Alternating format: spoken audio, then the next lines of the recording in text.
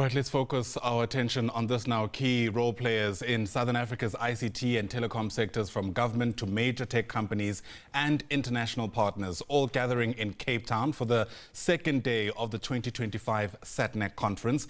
This year's event is themed Africa's Ascent towards a sustainable and resilient future, and focuses on how to secure modern infrastructure, digital technology and artificial intelligence in order to help drive the continent forward. Watching this conference for us is SABC News economics reporter Katlego, Legodi, who joins us now live from Cape Town. And so many fascinating discussions taking place there, Katlego, about how AI and digital technology can be used essentially to help drive this continent forward. What are some of the focus areas for day 2 of this gathering? A very good morning, Ayanda, and to our viewers once more, welcoming you into day 2 of the SATNAC conference underway here in Hermanus. And this is where we're expecting for those high-level conversations to continue today, going into the afternoon. Of course, today marks the last day of this event here, and we'll see them just taking stock of some of the revelations that they've really been contributing onto through their plenary sessions. But here, we get in the private sector. Those that are here, we're getting government as well, just taking part in these conversations here, looking at policy. At the same time, we're looking at investments that would come through in ensuring that there is really intention where technology and advancement is concerned. We're hearing as well here, Ayanda, that the digital divide is still rife, as we hear that about 30% of those on the continent would have data or would be part of this evolution. So there's still a long way to go in terms of just looking at the digital infrastructure. But the VVIP Ayanda, would be the students that are here, most of them just showcasing their innovations from various of the universities here. Just yesterday, we saw the Deputy Minister for Planning, Monitoring and Evaluation, Siso Mahai, just moving around, just checking their innovations here, most of them just looking at solutions. And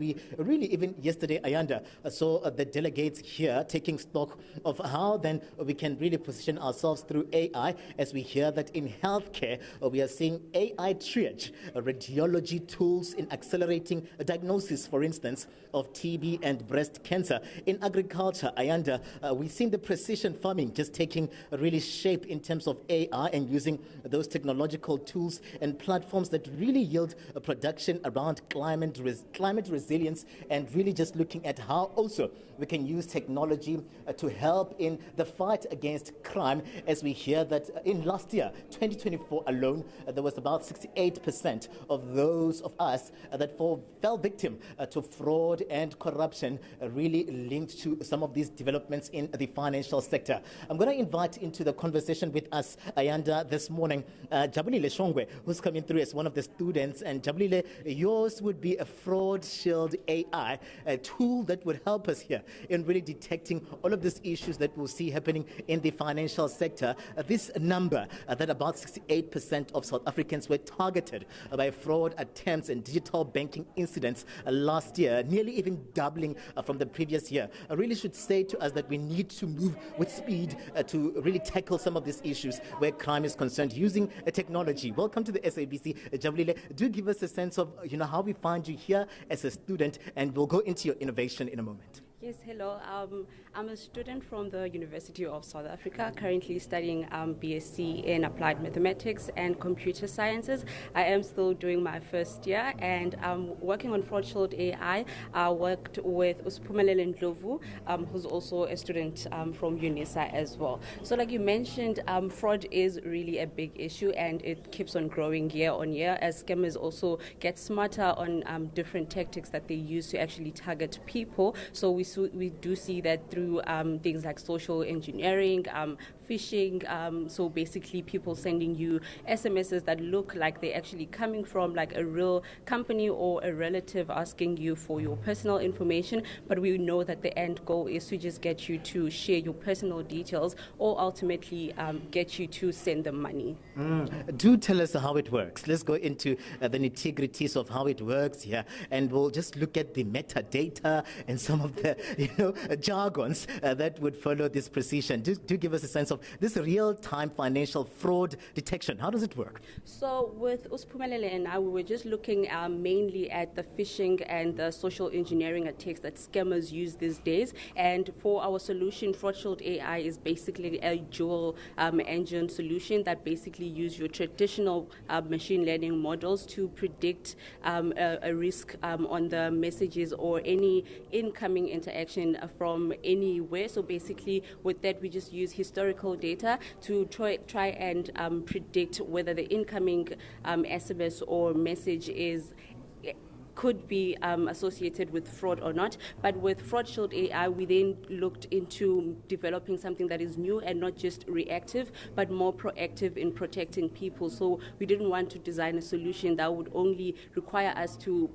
take action after damage has occurred. So we needed to protect people even before, they receive these SMSs. So with Fraudshield AI, we also use an LLM model, just basically to read through the SMS while it's still in the network pipeline and try and protect the customer. So with the LLM, an LLM just reads through the message. So it's an AI that understands human natural language to try and detect if there's any fraud associated with the message, and then it will give out a risk score. So we do have 3 categories of the risk scores. We have the high, the moderate, and the low. So every risk score that is considered high, it does result in the message getting blocked immediately, just to protect the consumer. So we do have instances where the model may not really know if it's a high risk, just because it's probably coming from a recruiter, and we don't want people losing out on job opportunities because of Fraudshield AI. So with those